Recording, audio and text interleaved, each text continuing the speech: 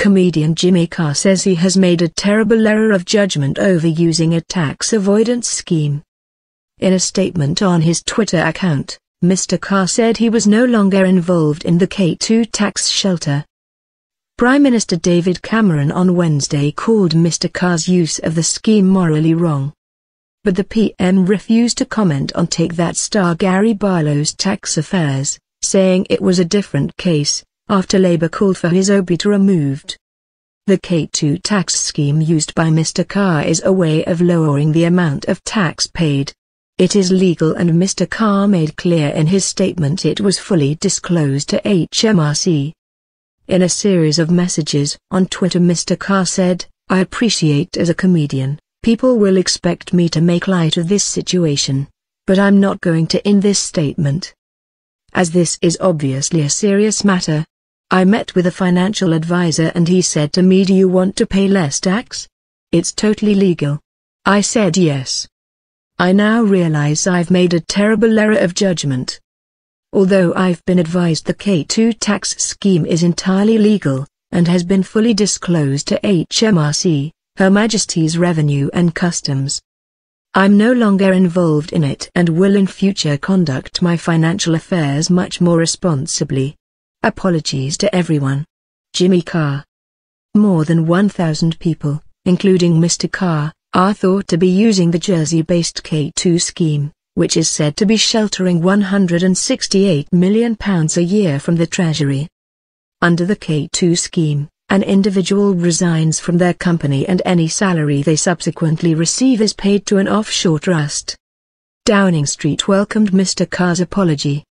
A spokeswoman said, HMRC are working hard to investigate the sort of scheme that Jimmy Carr had been reported to be involved in to ensure that they are not aggressively avoiding tax, and, if they are closed down. She defended Mr. Cameron's decision to speak out about an individual's tax affairs, in contravention of normal government practice. The Prime Minister was expressing what probably lots of people felt after reading the coverage, she said. Business Secretary Vince Cable also backed the Prime Minister, telling BBC Radio Sheffield he was not prepared to go through a hit list of our celebrities but adding, "We just want people to pay their dues." The Lib Dem minister said he did not use tax avoidance schemes himself and that, as far he knows, no members of the cabinet did either, saying, "We observe the law, but also try to set an example." Unfair. According to the Times newspaper, which first published details of Mr. Carr's tax arrangements, the K2 scheme enables members to pay income tax rates as low as 1%. The Prime Minister was asked about Mr. Carr's arrangement on Wednesday during a visit to Mexico for the G20 summit. He told ITV News the comedian's tax affairs were straightforward tax avoidance and it was unfair on the people who pay to watch the comic perform that he was not paying his taxes in the same way that they did. I think some of these schemes, and I think particularly of the Jimmy Carr scheme, I have had time to read about and I just think this is completely wrong. People work hard, they pay their taxes, they save up to go to one of his shows. They buy the tickets. He is taking the money from those tickets and he, as far as I can see, is putting all of that into some very dodgy tax-avoiding schemes. That is wrong.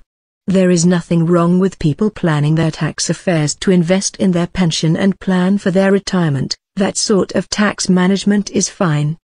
But some of these schemes we have seen are quite frankly morally wrong. The government is acting by looking at a general anti-avoidance law, but we do need to make progress on this.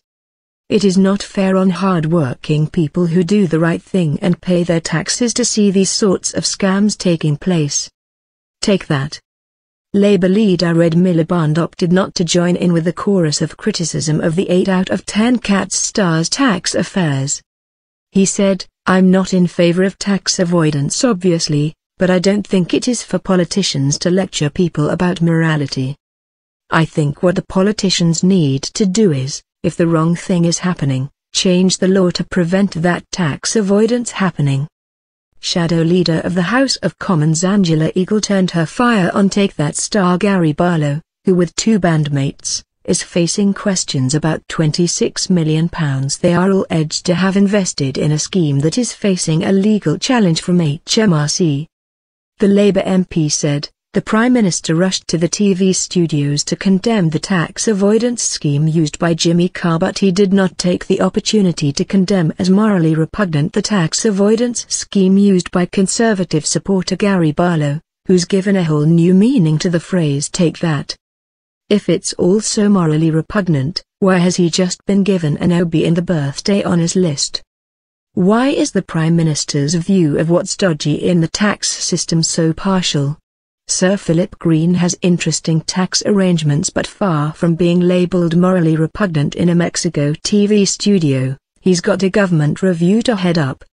Retail magnate Sir Philip has firmly denied avoiding hundreds of millions of pounds in tax by transferring ownership of his Arcadia business, saying that Arcadia was bought by his wife, Lady Green, in 2002, and because she has not lived in the UK for 15 years, no tax was due on any dividends that were paid to her. During a joint press conference with Burmese opposition leader Aung San Suu Kyi, Mr Cameron declined to comment on Mr Barlow's tax affairs. He said he was not going to give a running commentary on different people's tax affairs, and said he had made an exception yesterday. It was a particularly egregious example. Mr Carr, who has satirized fat cat bankers, is reported to protect £3.3 million a year from tax by channeling cash through the K2 scheme, which is under investigation by HMRC. The comedian is thought to be one of more than 1,000 beneficiaries who shelter some £168 million from the tax man each year using the company.